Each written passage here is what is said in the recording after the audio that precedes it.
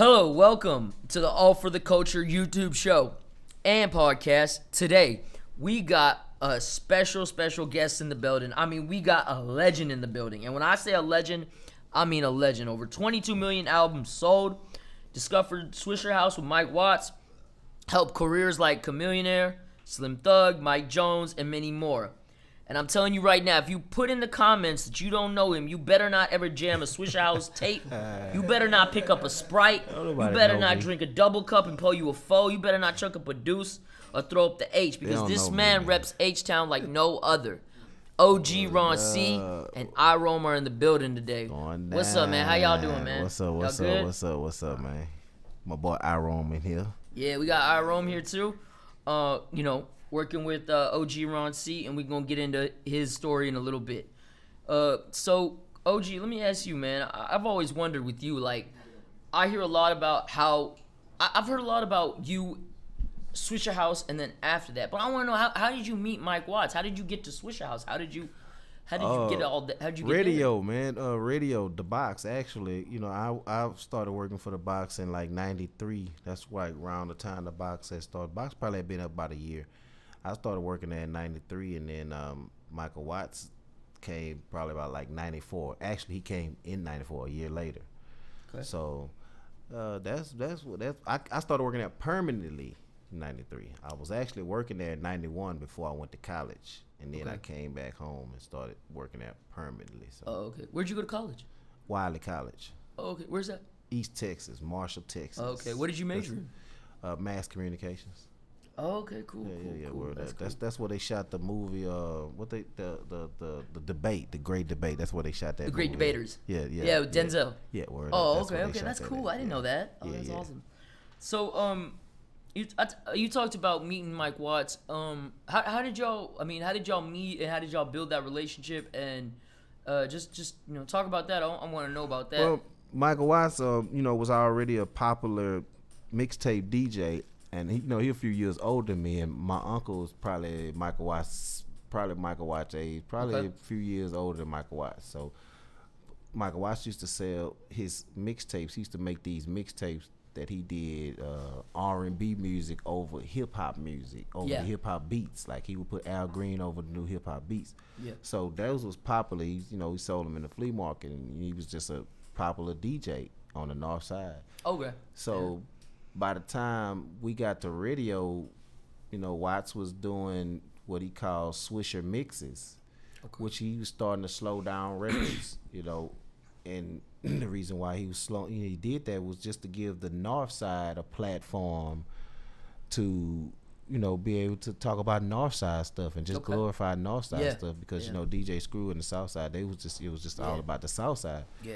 And at that time we was just going through, we was going through that beef, right. We was going through that. So, the radio station was where I met Watts, and he was just convinced me, man, hey man, these tapes, you can sell these tapes. You want to make some money in the streets selling these tapes.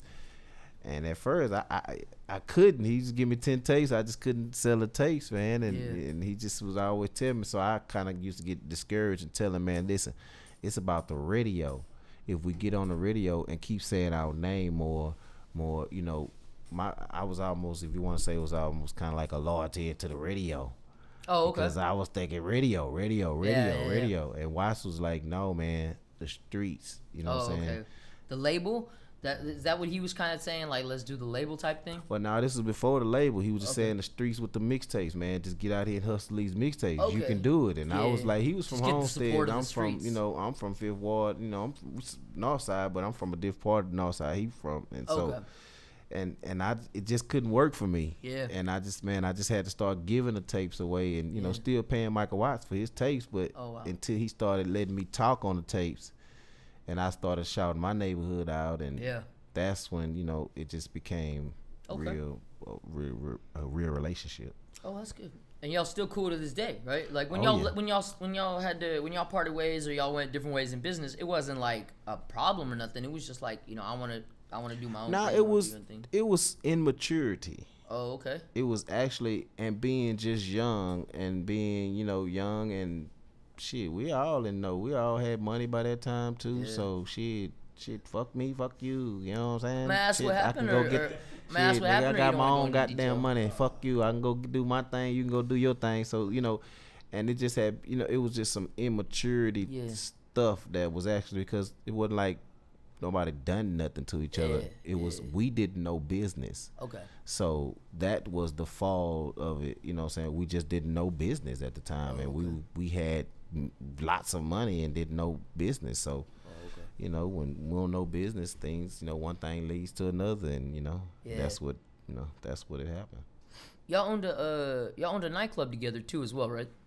Well, actually, we didn't own the nightclub because let's get that straight because you know how people be saying they Wikipedia own says, shit. So I didn't know. People be saying they own shit. You know what I'm saying? Like, hell no, we ain't own that motherfucker. I wish I could think of the man who owned it. No, but we had took over a spot that became what we branded as our event spot, which was it was called the All Star, and it was a batting cage place, but they had like a half a football field for practice that they would practice in. Yeah. Okay. So it was some real everybody know I ain't, don't skew my language, I'm still from the hood. It was some real white folk shit, you know what I'm saying? It was really them white folks at the time. This was the 90s, y'all, you know what I'm saying? So at the time, the white folks go one-on-one and play with, practice with their sons and shit. Seriously, you know what I'm saying? Back, indoors, though, you know what I'm saying? So